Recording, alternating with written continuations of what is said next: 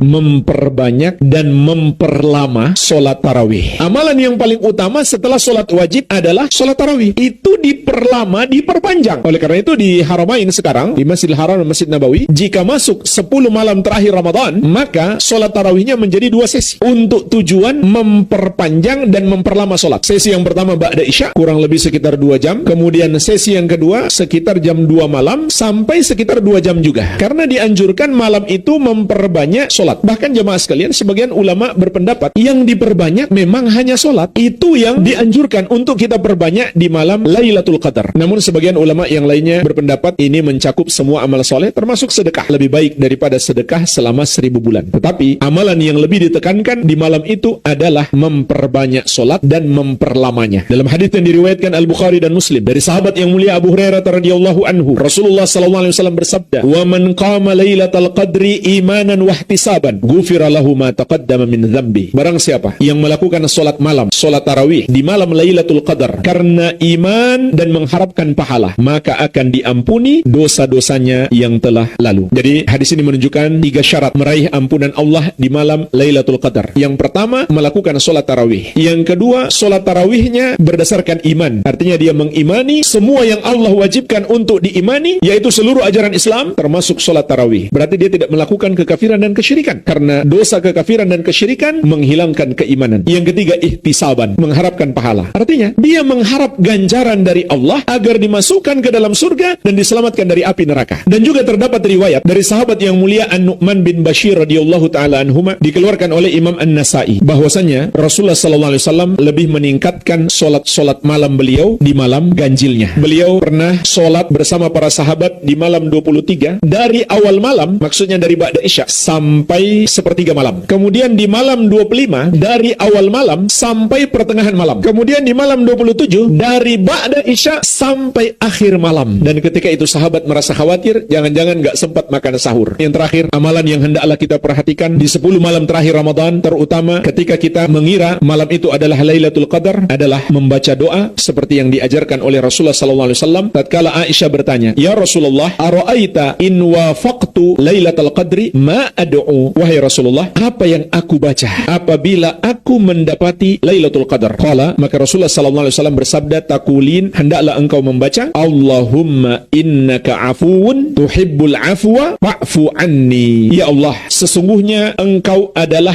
afuun, yang maha pemaaf, tuhibbul afwa, yang mencintai pemaafan, fa'fu anni, maka maafkanlah dosa-dosaku. Berarti sangat dianjurkan di malam-malam terakhir Ramadan ini kita berdoa memohon ampun kepada Allah Subhanahu wa taala. Di antaranya dengan doa ini. Dalam silsilah al-ahadits as-sahihah diingatkan bahwa tambahan karimun tidak terdapat di dalam riwayat yang sahih. Maka lebih afdal kita tinggalkan, tidak kita baca, karena ini adalah doa khusus yang lafaznya diajarkan langsung oleh Rasulullah sallallahu alaihi wa ala alihi wasallam. Dan sepanjang kita iktikaf itu jamaah sekalian, yang dianjurkan kita perbanyak amal-amal yang bersifat pribadi antara kita dengan Allah. Jadi tidak tepat juga kalau pas iktikaf kita adakan daurah, kemudian jadi full kajian. Kalau kajian sehari sekali, bolehlah. Tapi kalau sehari sampai 3-4 kali, itu tidak tepat. Karena yang dianjurkan ketika iktikaf adalah amalan pribadi antara kita dengan Allah. Bahkan termasuk sunnah, setiap peserta iktikaf punya bilik sendiri. Rasulullah SAW dibuatkan semacam tenda atau kemah, beliau iktikafnya di dalam situ. Jadi bukan hanya di masjid, tapi masuk lagi ke dalam situ demi lebih fokus ibadah. Jadi termasuk sunnah, iktikafnya disediakan bilik-bilik, masing-masing beribadah sendiri-sendiri di situ. Namun tetap yang wajib secara berjamaah harus dilakukan. Begitu pula yang sunnah secara berjamaah. Yang wajib secara berjamaah bagi laki-laki adalah sholat 5 waktu. Yang sunnah secara berjamaah adalah sholat tarawih. Ini tetap lebih afdal dilakukan secara berjamaah. Jadi yang lebih dianjurkan saat kita iktikaf adalah amalan-amalan yang bersifat pribadi antara kita dengan Allah. Seperti kita membaca Al-Quran, dan jangan hanya membaca, tapi usahakan merenungkan makna-makna yang terkandung di dalamnya. Maka sangat bagus juga kalau kita baca tafsirnya. Tapi di samping baca tafsir, usahakan mentargetkan untuk menghatamkan Al-Quran. Minimal jemaah sekalian dalam sebulan ini 1 kali. Kalau ketika iktikaf, waktu kita lebih banyak. Bisa 2 atau 3 kali kita khatamkan Al-Quran. Begitu pula istighfar, memohon ampun, bertobat kepada Allah Subhanahu wa ta'ala, berzikir. Al-Amwah menemani ibadahmu juga hijrahmu.